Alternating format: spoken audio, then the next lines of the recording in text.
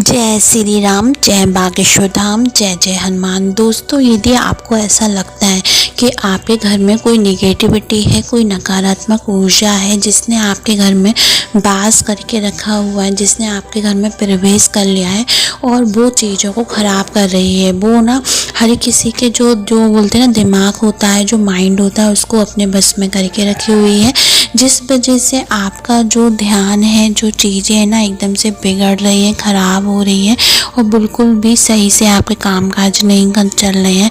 आपके घर में भी अशांति महसूस होती है। आप जब भी घर में प्रवेश करते हैं, घर में एंट्री करते हैं, तो आपके घर में आपको अच्छा महसूस नहीं होता, घुटन भरा महसूस होता है, या फिर बहुत घर ना शांत शांत सा महसूस होता है, जैसे घर में कोई रहता ही नहीं हो। भले ही आपकी जॉइंट फैमिली है, फिर भी आपको ऐसा लगेगा कि घर में कोई रहता ही नहीं है। घर में एक अजीब सा मनुष्यत सी आपको दिखाई देगी, मनुष्यत सा लगेगा और घर में कुछ भी आपको करने का मन नहीं करेगा। घर में आपको सुकून नहीं मिलेगा, ऐसा लगेगा कहीं बाहर चले। जब भी आप घर से बाहर निकलते हैं तो आपको अच्छा महसूस होता है, आपको शांति लगती है और आपके मतलब दिमाग काम करना भी लगता है।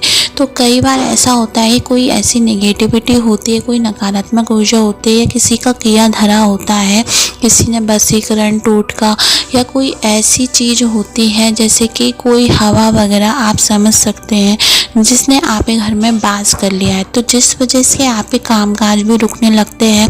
क्या होता है कि जब ये चीज़ें हमारे घर में वास कर लेती हैं और एक लंबे समय हो जाता है तो ये चीज़ें जाने का नाम नहीं लेती हैं। फिर धीरे धीरे जो आपके शरीर के साथ है ना, आपकी बॉडी के साथ साथ ना आपकी चीज़ों पे भी ये हावी होने लगते हैं। जैसे कि आप कामकाज व्यापार कर रहे हैं तो उसमें दिक्कत आएंगी। यदि आप किसी भी प्रकार का बिजनेस करते हैं तो वो बढ़िया तरीके से चलता था, एकदम परफेक्ट तरीके से चलता था, फिर भी उसमें अचानक से रुकावटें आने लगेंगी, आपका पैसा फंस जाएगा। आप भले कितने भी सोच समझ के पैसा कहीं लगाएंगे तो वो पैसा फंस जाएगा। वो व्यापार कर रहे हैं तो वो चलेगा नहीं, ग्राहक नहीं आएंगे, क्लाइंट नहीं आएंगे, आपके मतलब कामों में रुकावटें आना शुरू हो जाएंगे। वहीं यदि आप जॉब वगैरह कर रहे हैं, नौकरी कर रहे हैं, तो आपको डिप्रेशन होगा, बहुत ज़्यादा टेंशन मिलेगी, आपका नौकरी करने में मन नहीं लगेगा, आपको लगेगा कि मैं नौकरी छोड़ के बैठ जाऊँ, कहीं और नौकरी कर लूँ।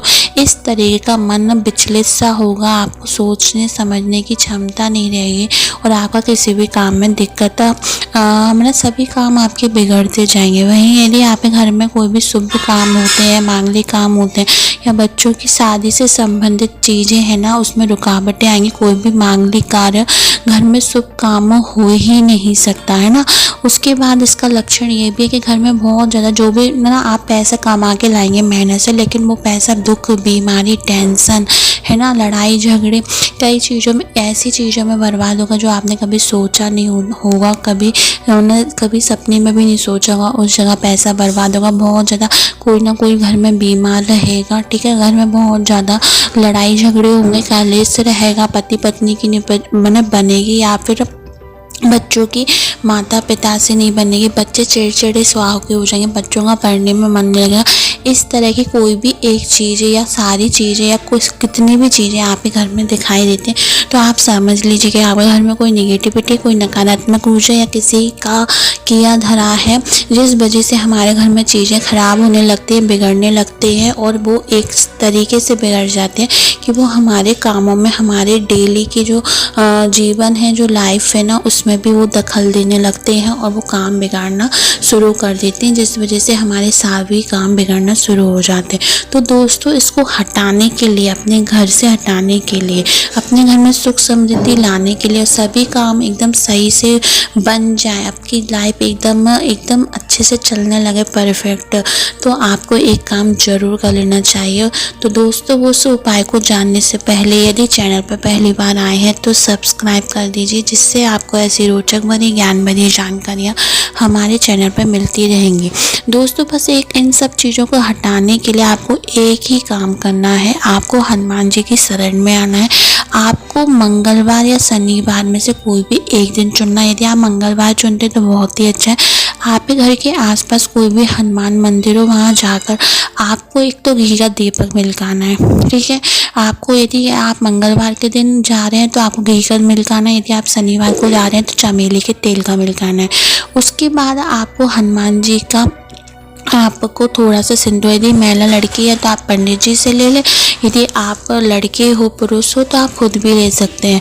तो आपको हनुमान जी के दाएं पैर का थोड़ा सा सिंदूर लाना है या फिर कंधे का ला के भी रख सकते हैं। थोड़ा सा सिंदूर मांगना है आपको। उसके बाद अपने घर की दहलीज के साइड में अलग अलग ना इस साइड राइट साइड और लेफ्ट साइड यानी दाएं और बाएं दोनों जो घर का जो दहलीज होती है, पिलर होते हैं आमने सामने, तो उधर आपको हनुमान जी के उस मन सिंदूर से टीका बनाना या सीताराम लिख दीजिए, ठीक है, कुछ भी आप बना सकते हैं, स्वास्तिक बना दीजिए इस तरीके से, टीका लगा दीजिए, जो आपसे बन पड़े वो कर दीजिए।